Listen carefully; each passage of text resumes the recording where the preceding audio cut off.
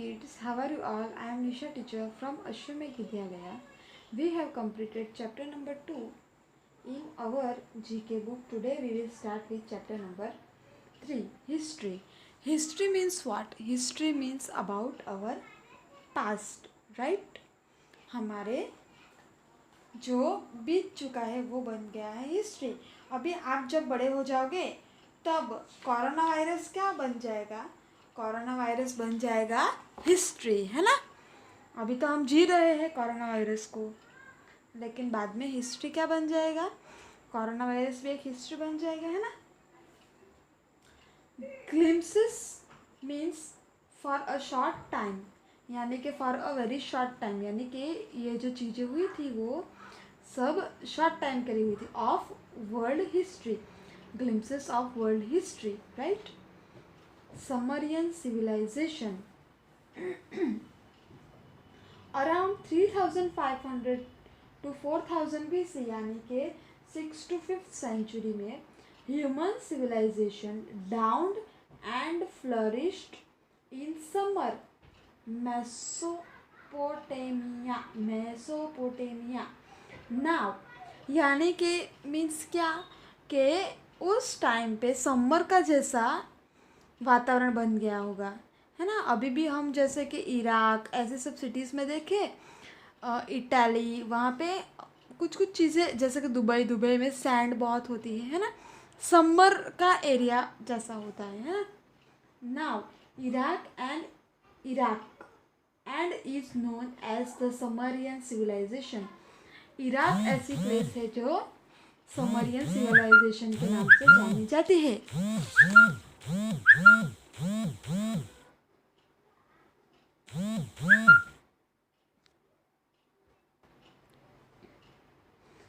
They built cities with stone wall and used metal wheeled vehicles and boats. वो लोग क्या करते थे? बिल्ड सिटीज़ विथ स्टोन, पत्थर की सिटीज़ बनाते थे. जैसे कि राजस्थान में भी हमें कई जगह पे पाई जाती है पत्थर की दीवारें. Stone wall and use metal wheeled vehicles and boat. Irrigation of plants. The art of writing and use of calendar was well known to them. वो लोग बहुत क्या करते थे? वो लोग पत्थर पे सब लिखते थे, है ना. They had a priest king who administered in the name of God. वहाँ पे एक राजा हुआ करता है ना. करता था, sorry, we are in the past. Some of their famous cities were Iraq, Nippur, Ur and Lhasa, with each city praying to different god. ये लोग अपने राजा को ही अपना भगवान पहले के ज़माने में मानते थे, है ना. And there were some places. Period of Renaissance.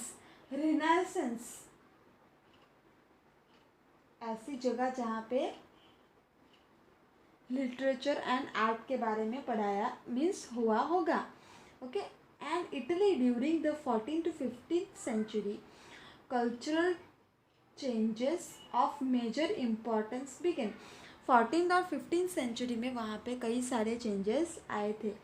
The focus was on a new humanism which had human interest and the mind of man as most important. जहाँ पे इंसानियत को, ह्यूमनिज्म को ज़्यादा महत्व दिया गया था.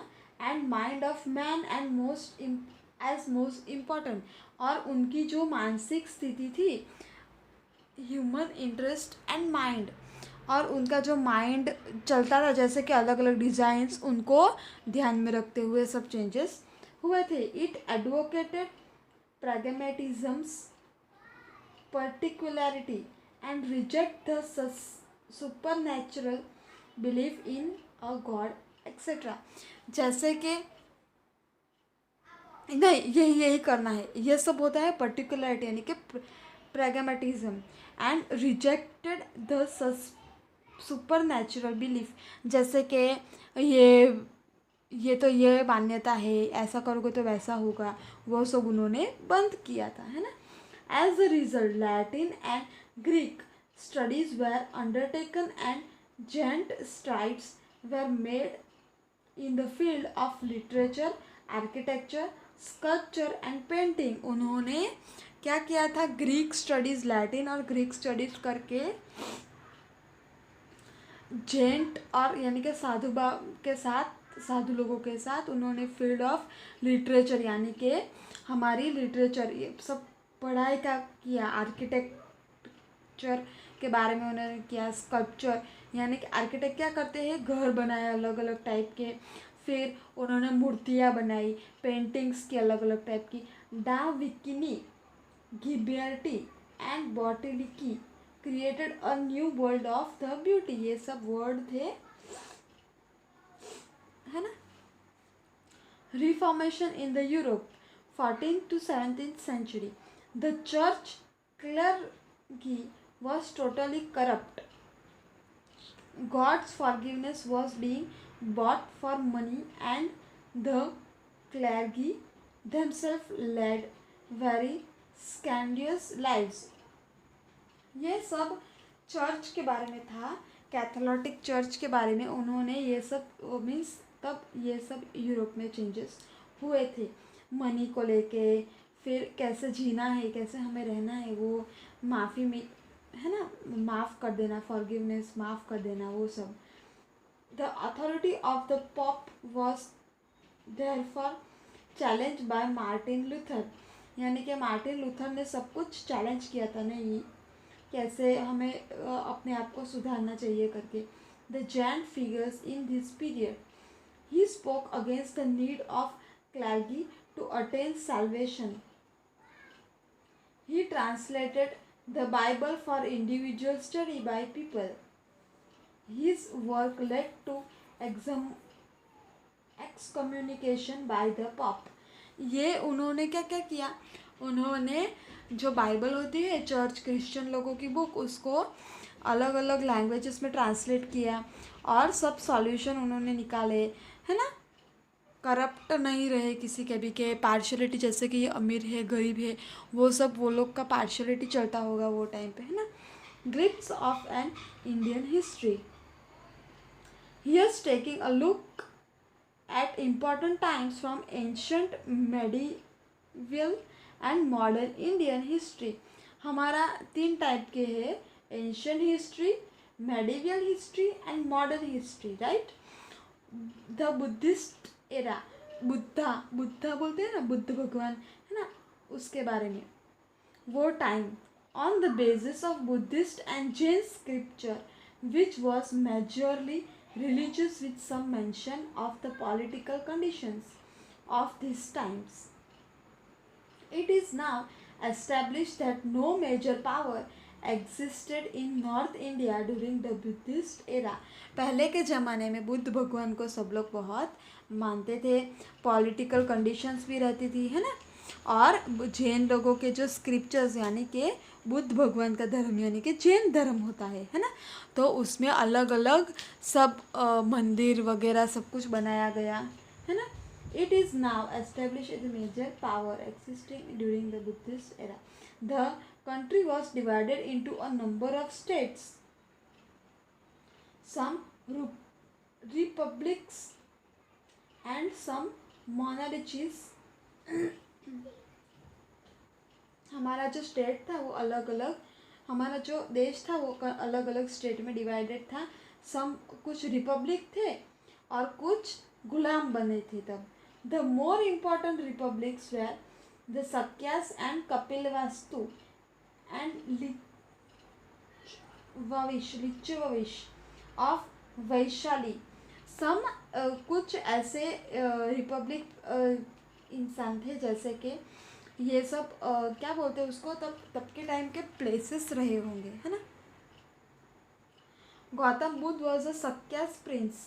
गौतम बुद्ध जो थे वो सक्या का राजकुमार था. From the Buddhist work it is evident that while monarchies were expanding their empires, Kausambi, Magadha, Kosala Avanti, ये सब उस टाइम के क्या बोलते हैं राजा महाराजा टाइप के है ना थे। और ये जो मोनोलॉजीज थे वो इन सब में ये सब थे ऐसा।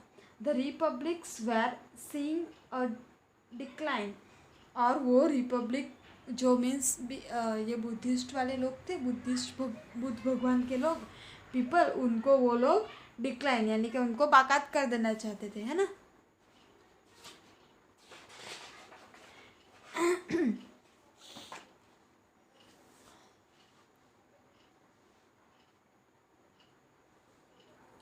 Medieval India and the Muslim इन्वेशन, उसके बाद आया हिंदू और मुस्लिम्स का।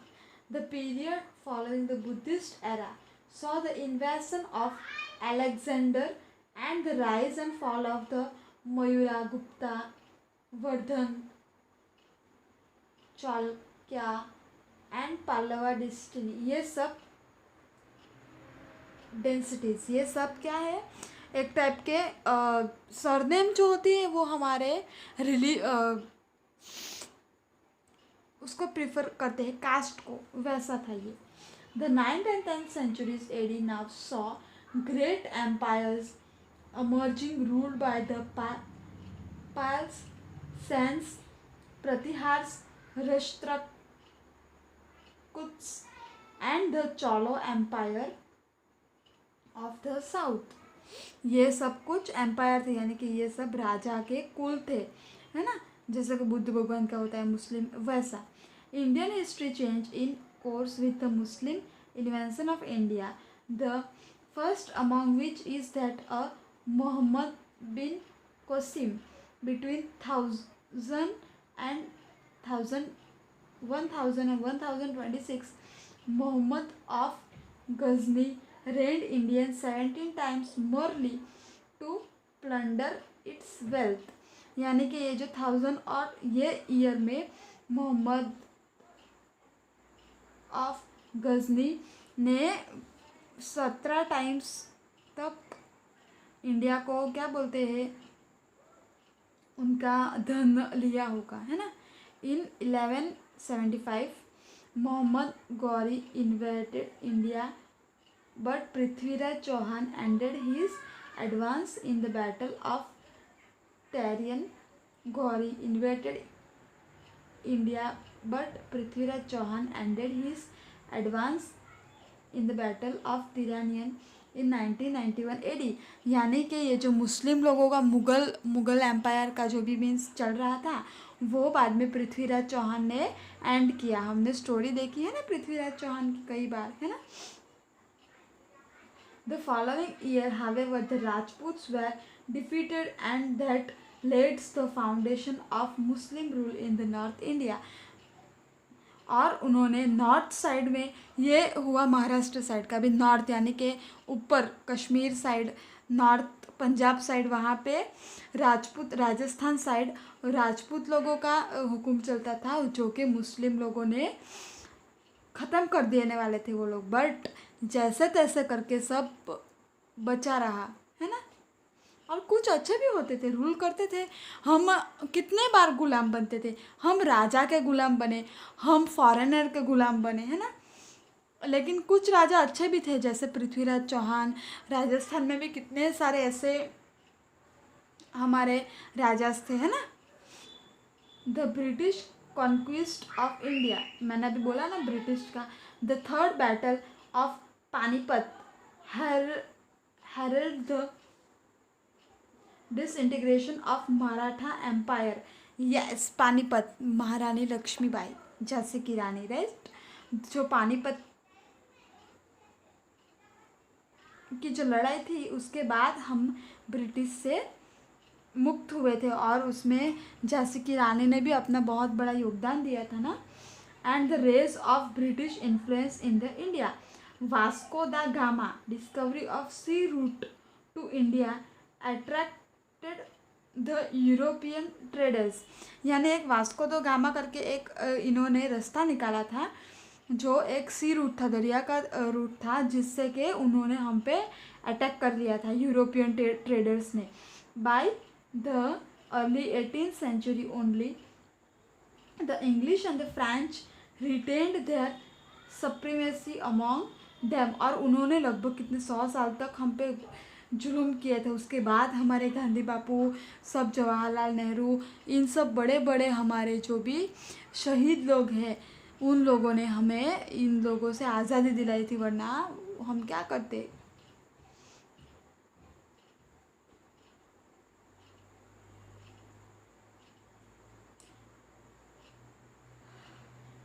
Soon a conflict rose between them, and in the south the English overthrew the French.